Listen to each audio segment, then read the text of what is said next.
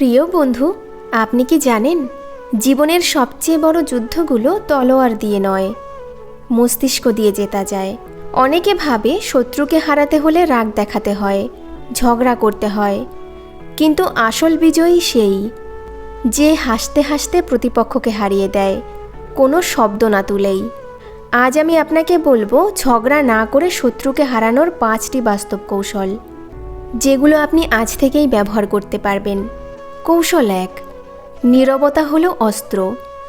অনেকের ধারণা চুপ থাকা মানেই দুর্বলতা, আসলে সেটা সবচেয়ে বড় শক্তি। শব্দ যখন থেমে যায়, মানুষ তখন নিজের ভুল শুনতে শুরু করে। যখন কেউ আপনাকে উস্কে দেয়, রাগায়, তখন আপনি যদি চুপ থাকেন, তার শক্তি ভেঙে যায়।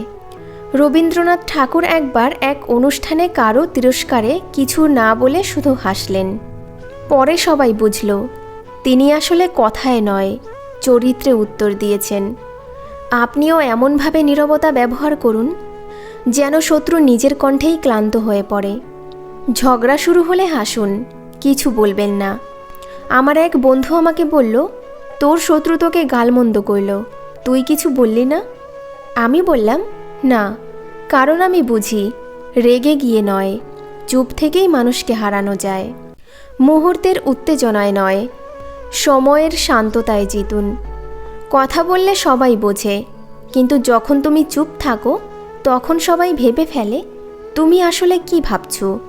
এই অজানাই মানুষকে কাঁপিয়ে দেয়। নীরবতা মানে দুর্বলতা নয়, বরং সবচেয়ে শক্তিশালী উত্তর। যখন কেউ আপনাকে উস্কে দেয়, আপনি যদি কিছু না বলেন, তখন আপনার শত্রু বোঝে না আপনি ভয় পেয়েছেন নাকি কৌশল নিচ্ছেন, আর এই অনিশ্চয়তাই তাকে অস্থির করে দেয়। রেগে যাওয়া মানেই নিজের শক্তি অন্যের হাতে তুলে দেওয়া। যখন আপনি চুপ থাকেন, আপনি নিজের মধ্যে একরকম শক্তি বাঁচিয়ে রাখেন, যা পরবর্তীতে সঠিক জায়গায় ব্যবহার করা যায়। নীরব মানুষকে কখনো হালকাভাবে নেবেন না, তার শান্ত মুখের পেছনে থাকে হাজার যুদ্ধের অভিজ্ঞতা। চুপ থাকো, কারণ শব্দকে হারানোর সেরা উপায় নীরবতার আওয়াজ। কৌশল 2, সফলতা দিয়েই উত্তর দিন। কেউ যদি তোমাকে অপমান করে, আপনাকে ঘৃণা করে, সবচেয়ে সুন্দর প্রতিশোধ হলো নিজের উন্নতি। যখন তুমি সাফল্য অর্জন করো, তখন পুরনো অপমান আপনাতেই মুছে যায়। দুনিয়া ভুলে যায় শব্দ, কিন্তু মনে রাখে ফলাফল। যে নিজের জীবনের প্রতিটা মিনিট কাজে লাগায়, তাকে কেউ নিচে টানতে পারে না। স্টিভ জবসকে তার নিজের কোম্পানি অ্যাপেল থেকে একসময় বাদ দেওয়া হয়েছিল। তিনি ঝগড়ায় যাননি, বরং নতুন করে শুরু করেন নেক্সট ও পিক্সার। কয়েক বছর পর সেই কোম্পানিগুলি অ্যাপেলকে রক্ষা করল, আর তিনি ফিরলেন বিজয়ী হয়ে। যে নিজের কাজে মন দেয়, শেষ পর্যন্ত সব সমালোচনায় জয় পায়। অপমানকে প্রতিশোধ নয়, প্রেরণায় পরিণত করুন। পরিশ্রম দিয়ে এমন সফলতা আনুন যেন কথার দরকার না পড়ে। আমার বন্ধু আমাকে বলল, তোকে এত অপমান করল, তুই ওকে কিছু বলবি না?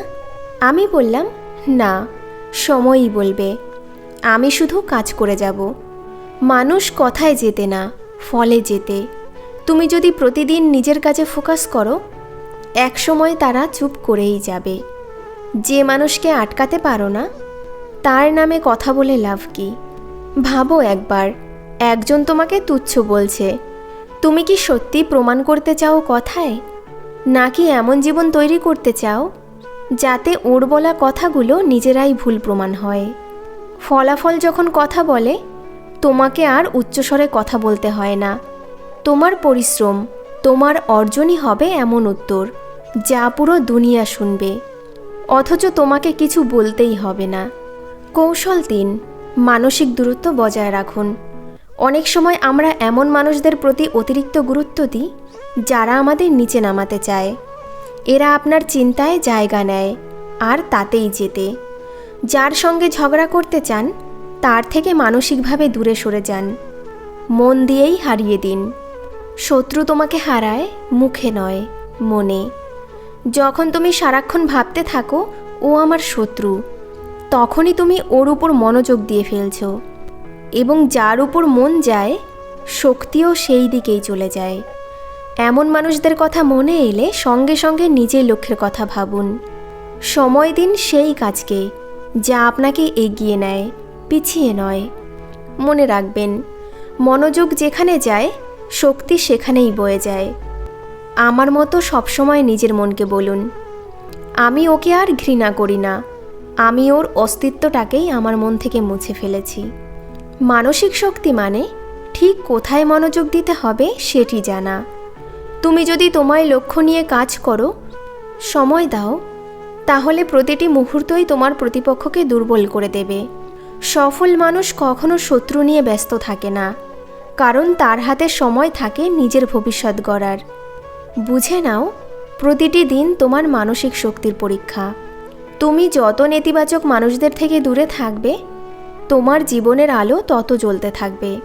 দূরত্ব মানে পালানো নয়, এটা নিজের আত্মার সুরক্ষা। কৌশল 4, সহানুভূতিতেই জয়।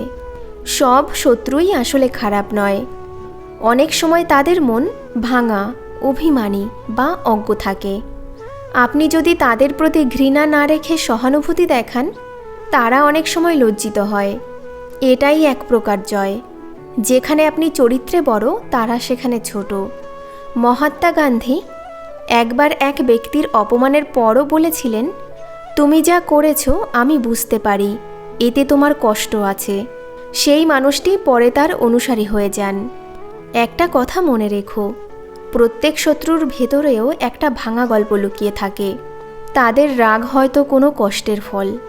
তুমি যদি তাদের প্রতি সহানুভূতি দেখাও, রাগের বদলে সহানুভূতি দাও, তখন তুমি নিজেই বড় হয়ে ওঠো এবং তুমি ওর ভেতরের ক্ষতকে স্পর্শ করো। আর সেখানে আঘাত নয়, নিরাময় লাগে। যে মানুষ ক্ষমা করতে পারে, সে আসলে পৃথিবীর সবচেয়ে সাহসী। একদিন সেই মানুষটাই হয়তো তোমার বন্ধুও হয়ে যেতে পারে, যে আগে তোমার শত্রু ছিল। তবে মনে রেখো, সহানুভূতি মানে দুর্বলতা নয়, এটা জ্ঞানের লক্ষণ। যে জীবন বোঝে সে আর মানুষকে দোষ দেয় না।